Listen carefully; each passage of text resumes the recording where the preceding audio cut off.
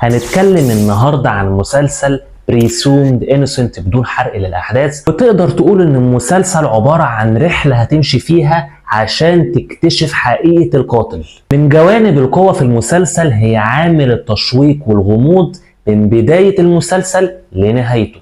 يعني هتحس ان انت عايز تعرف مين القاتل على مدار حلقات المسلسل، وكل ما تخلص حلقه هتشدك للحلقه اللي بعديها. والمسلسل هينجح في خلق عامل الشك اللي هتخليك تشك في كل اللي حواليك. نهاية المسلسل سببت جدل كبير جدا.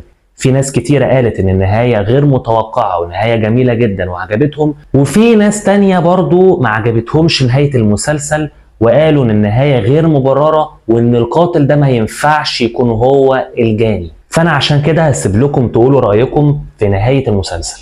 المسلسل يستحق يكون واحد من أفضل المسلسلات في السنة.